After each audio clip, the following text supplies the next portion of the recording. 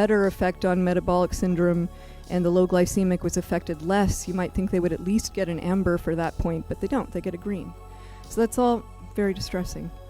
But the other point that's in red there for low-carb diet is stress. And you might think this is a plausible concern because that was based on measurements of urinary cortisol. And urinary cortisol is epidemiologically greatly associated with increased risk of heart attack.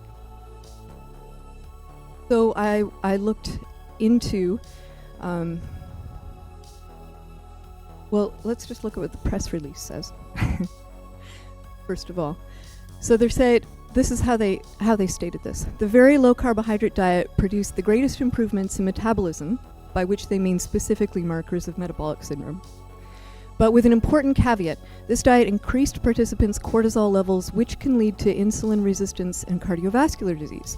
So in other words, the low-carb diet had the best improvements in metabolic syndrome, but we're not going to recommend it because we think it might lead to metabolic syndrome.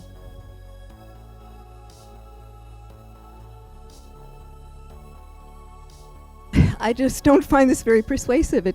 To me, it just looks like a contradiction.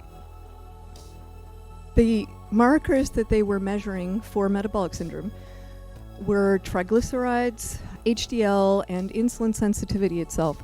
And I agree that those are really good markers for measuring that. So what I did, like anybody else, is I looked for the assumption of mine that seemed to create the least damage if I took it down, and that was that cortisol has a higher cortisol is actually damaging. So I decided to look at what the relationship is between metabolic syndrome and cortisol.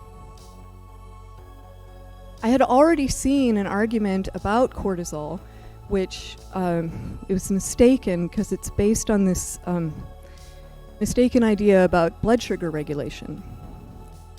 The idea seems to be that if you naturally let your blood sugar go low by not supplementing with exogenous sugar, then it's going to get so low that cortisol is going to have to come into play to bring you back into your normal range. And I'm not sure why people believe that because it's not how it works. I think it might be a mix-up with the direction of action. So yes, if you get a bolus of cortisol, that is going to upregulate gluconeogenesis. But that's not normally going to happen because long before cortisol kicks in, the dominance of glucagon is going to start to raise your blood sugar again. So glucagon's already taking care of the situation when you're down to about 65 milligrams per deciliter. And cortisol's not going to come into play until you're severely hypoglycemic, maybe at about 55 milligrams per deciliter. And I have heard of that situation happening maybe in, if there's something wrong with your glucagon, or if you're doing very intense exercise so that your blood sugar is driven freakishly low. I've heard of that in some CrossFit situations. But it's not what's normally going to happen. And you'd know if it was because the symptoms of that kind of hypoglycemia include tingling, blurry vision, faintness. It's really quite serious. Not what's going on a day-to-day basis in a low-carb dieter.